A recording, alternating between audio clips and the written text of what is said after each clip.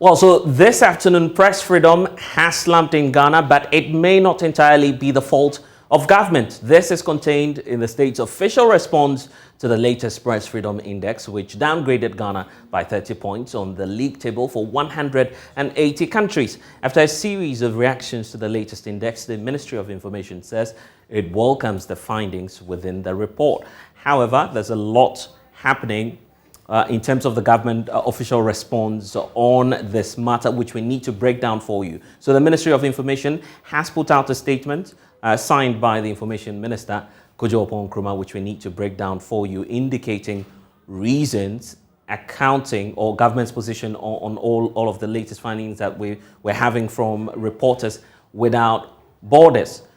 So here is the first point for you, and you can see that on your screens right now. In terms of the government's official response on the matter, this portion talks about the analysis regarding what government makes of the latest indices that we're seeing with regard to the press freedom. And government says that it is important, first of all, to know and to emphasize that the change in methodology significantly accounted for the drop in ranking for a number of countries, including Netherlands, that dropped from 5th in 2021 to the 28th position in 2022 in the global ranking. Now, due to this development, 4 of the countries, that's Netherlands, Jamaica, Switzerland, we also have New Zealand, that ranked top 10 in 2021, significantly dropped in the ranking, slumping out of the top 10 in the year under review. But that's not all. Government is also making another point. They also point to the fact that it is worthy of noting that Ghana's dip in the rankings was largely influenced by 2 new parameters. And here you find them: the economic context, and then you have the issue of the safety of journalists, where the country scored some 47.22%. You have that in terms of the safety of journalists, representing some 62.25%. Now, the country comparatively performed better in guaranteeing the safety of journalists, and that's the position of government on this. When you look at the score in terms of 62.25, and then as compared to the new economic context, which is the 47.22, there's obviously a stark difference in the numbers, and it goes without saying that 62 is higher than 47.22%, and that's why government agrees with the fact that they're doing better in terms of safety, guaranteeing the safety of journalists as compared to marking or dealing with the issue of the economic context. But there's more. They believe, and this is the statement, excerpts of the statement that we're receiving from the Ministry of Information. Government believes that on the safety of journalists, it is imperative to note that an activity that may feed into the assessment of press freedom includes actions by non-state actors. And this is a point that we need to stress for you, because earlier on, the narrative and the argument from other civil society groups, and of course, we've heard from some media personalities, they've indicated the fact that all of this is attributed to the fact that government is intolerant of criticism. That has been the narrative for quite some time now. But government's analysis on this is that they believe that some non-state actors, and that's a word we need to be on the lookout for. Non-state actors would therefore include persons who are not necessarily serving in government. So basically, government is telling us that if you break the factors that are accounting for our poor performance in terms of press freedom, that may not necessarily be the fault all throughout of government. There are issues, and they lay that out in the next point, issues of false news and then propaganda. They talk about it here. Look at it. It's also striking that the new report took into consideration the effect of opinion media, propaganda, disinformation, and fake news, and their adverse impact on press freedom ranking for affected countries. So this is as a result of the growing political and social tension, as they are pointing out, leading to information distortions and the publication of false news, particularly across social media platforms. So government is increasingly becoming worried, not just about the fact that they need to act, they're also concerned about what some persons are on social media writing about activities that are happening within the country, because misleading information would obviously feed into the perception and how we're faring in terms of press freedom. So this is where government is focusing on, the fact that they are not the sole actors when it comes to ensuring and guaranteeing press freedom. So what's the way forward generally? government has been, of course, telling us what they intend to do in the coming days, and they indicate that despite the caution from publishers of the reports that care should be taken when comparing the 2022 rankings and the 2021 rankings. That's also one point that we need to note, that the methodology, as government is arguing, the methodologies are not necessarily the same. So you can't compare, in the view of government, 2021 to 2022. That's the key point they're making. But they're saying that in spite of all of these challenges, government will be taking a few steps. And we need to look at some of these steps. The first one is that government is saying they'll be working in collaboration with the National Media Commission to deepen the execution of coordinated mechanisms on the safety of journalists. You recall that this mechanism was launched about a year ago when the information minister collaborated with some civil society groups and then the NMC to launch an outfit where media personnel could report cases of infractions and attacks on journalists. That coordinated mechanism, as government is telling us now, will be the way forward. They are enhancing that, and stakeholder consultations will continue on that. But they're also pointing out that collaboration will continue with stakeholders, including civil society. You talk about Media Foundation for West Africa, which has been a key voice advocating and calling on government to increase collaboration and also try and take note of some of the findings within the report. So these are excerpts of what it is that the information minister has been laying out in that official statement that we're receiving from the Ministry of Information. But that's not all. They talk about the fact that they'll be addressing some more concerns within the Reporters Without Borders report. The fact that on the issue of poor economic conditions for journalists, government would therefore go ahead to engage media associations and also media ownership to ensure that media men across the country are paid properly, because that was part of the concerns that came up in the latest 2022 Press Freedom Report. So you have government also watching that as well, because the reasons, and part of the reasons why we are being downgraded, is not just because of the attacks on journalists. There is the economic context, which the Reporters Without Borders is pointing to, the fact that some journalists across the country are not being paid well. Then finally, government is talking about the fact that they will collaborate with stakeholders to fight disinformation and fake news. Government has been very stern on this and very much interested in issues relating to fake news and disinformation. If you look at the 2022 report, the claim of the report is that in the political context, government has been using the law on false narrative and fake news to go after journalists. But here's the reverse. Government also thinks otherwise. They believe that distortion of information is creating a negative perception for our country out there, and that's perhaps why we're having the challenge that we are having. So these are some of the points that we're having from government. The very last one, which you see here, point 6, talking about the way forward and what government intends to do. So yes, fake news. Yes, this information is also a concern for government, but we know that in the end, government needs to act. So let's hear from the Deputy Minister for Information, Fatih, who's been talking about the fact that government will continue to address all the concerns and the findings within the Press Freedom Report. Listen. Embassy and representative from the Canadian High Commission, members of the National Media Commission, distinguished senior journalists, media practitioners present, all protocol duly observed. Ladies and gentlemen, good morning. I bring you the compliments of the Honorable Minister for Information and my boss, Honorable Kojo Opon Nkrumah, who would have loved to be here, but we had an equally important press briefing at the ministry, which caused us to split.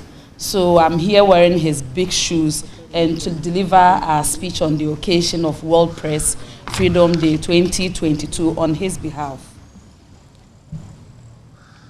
The work of journalists, as important as it is, gives voice to the voiceless, exposes injustice, and holds leaders accountable in all spheres. Our world today is experiencing a rapid development with the influx of new media. With fewer barriers to entry, lowered distribution costs, and diverse computer networking technologies, the widespread practice of digital journalism cannot be overemphasized. This has led to information spreading faster and more people reporting on issues on a whim. Mr. Chairman, as journalism in this digital age is practiced with a greater degree of creativity as compared to traditional journalism and traditional media, it comes with its own challenges. Misinformation and disinformation have become widespread, with many actors spawning false narratives and inaccuracies. The Ministry of Information launched a short campaign recently to prevent people from falling prey to false narratives and misinformation. Also, multiple digital or online information sharing and social media platforms have created an environment where direct attacks are launched on individual freedom of speech. With the theme for this year, Journalism Under Digital Siege, which is intended to highlight the multiple ways in which surveillance and digitally mediated attacks endanger journalists and journalism, government is putting in the necessary steps, including taking input from technocrats and industry experts to facilitate the passage of the broadcasting bill, which will regulate the content space and potentially reduce the attacks that endanger journalists and journalism. This is being done with tact so as not to create a situation where it becomes a tool for successive governments to use in stifling media freedom and freedom of expression. Freedom of expression and media freedoms are fundamental human rights guaranteed under the 1992 Constitution of the Republic of Ghana, and which right, even though can be effected by laws, must be done carefully in a manner that we don't create a ruse used as an opportunity to stifle those freedoms. The key issues in the past year that have contributed to Ghana's recent critique are matters that require some more engagement of security agencies and the general public. Attacks by some youth of Ada on a radio station, acts of some overzealous policemen in handling some cases of journalists suspected to be involved in crimes are not the doing of government. Government, however, acknowledging that these events negatively affect Ghana's ranking, has instituted the coordinated mechanism for the safety of journalists run by the National Media Commission so that some of these issues can be addressed. Through this mechanism, more education is being made available to agencies and the public to desist from such acts.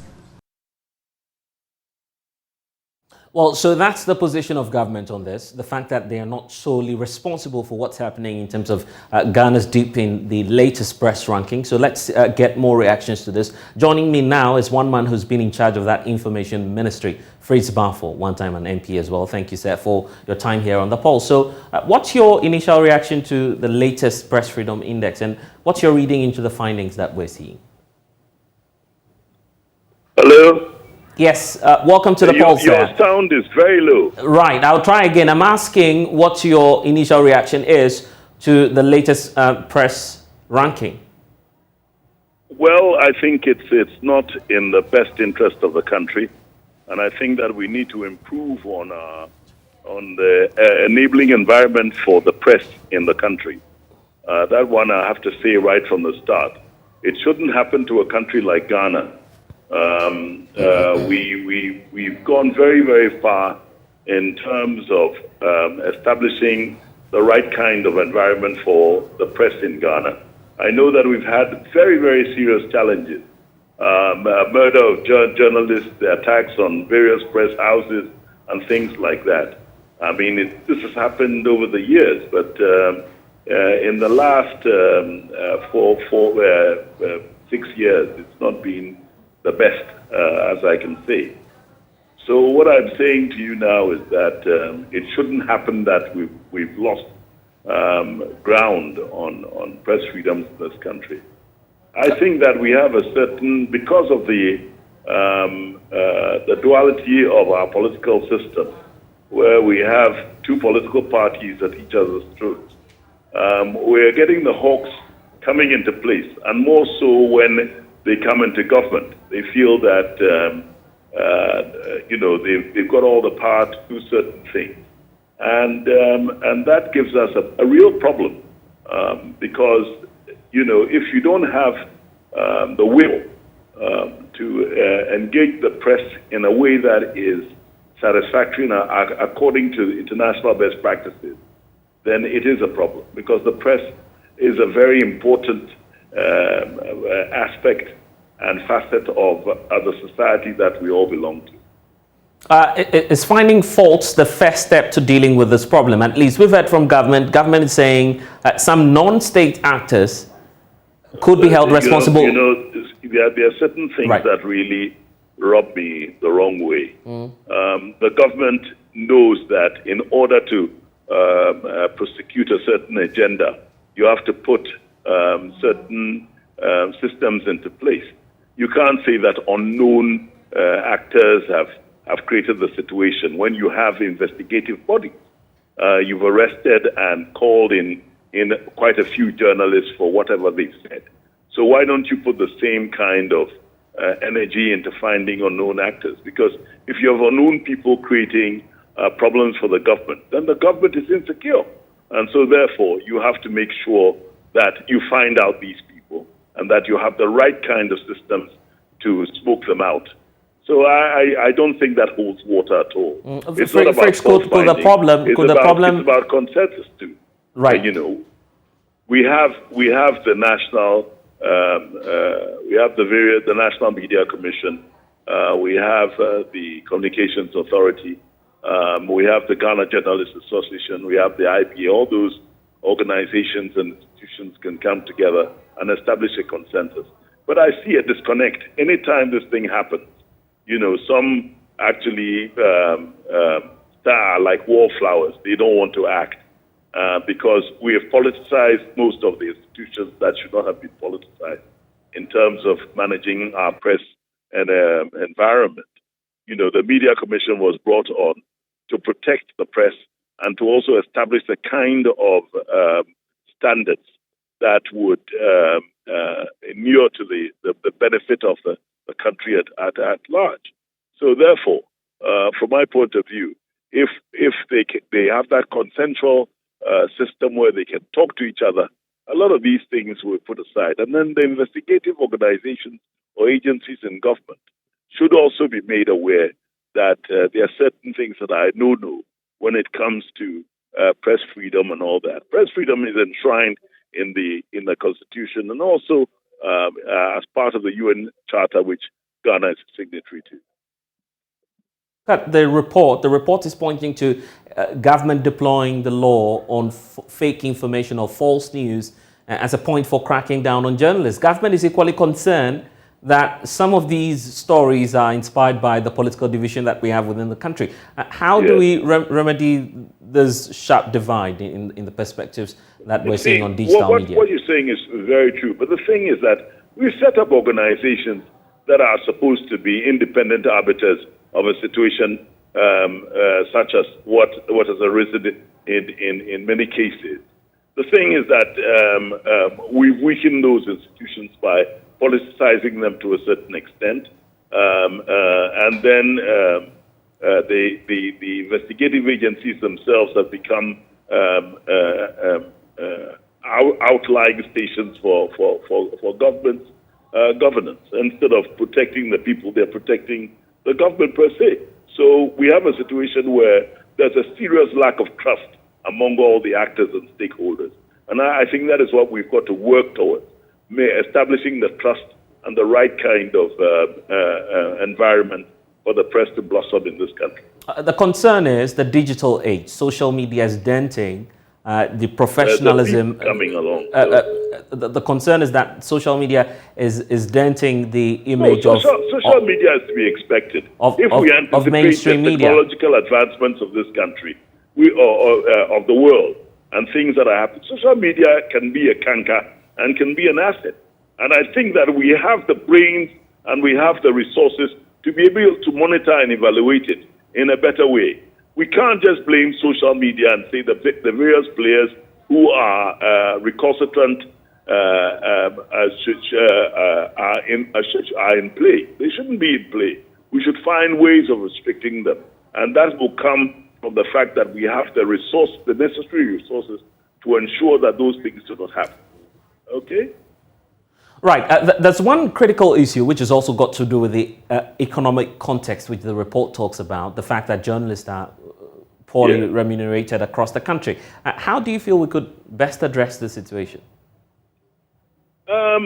Let me tell you something. I mean, I think that the original idea of opening the airwaves and the media was to actually secularize it and make it a neutral thing. Right now, we have religious stations, we have political stations. We've not really controlled the airwaves and the media landscape as we should have. We've been very, very lax in enforcing, where we see all kinds of untoward things, anti-cultural things on our society. And as I said, the answer is a consensus. It's for the stakeholders to sit down with good intention for the whole society. You understand? If we are partisan and we are partial, then we have a problem.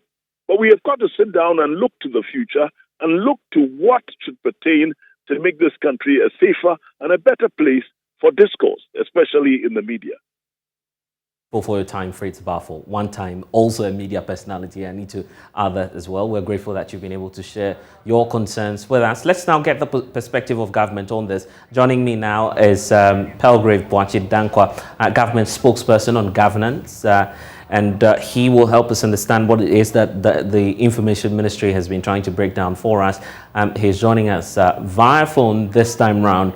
To break down the issues, and just gone by with some of the issues that were pointed out to you in that official response that's coming through from the Information Ministry. Once more, we could go to the way forward and what government is intending to do. You have the way forward there talking about the fact that government intends to address the concerns about the poor economic conditions of most journalists in the country, and government also is indicating to us this afternoon that they will continue to engage media associations, including media ownership, to improve the working and economic conditions of journalists. There's also the point about collaboration with stakeholders to fight disinformation and spread of fake news. Government is also indicating to us as well that they will be dealing with other issues in the coming days. So we await to see what it is that government will do on this matter, but we are here on the Pulse focusing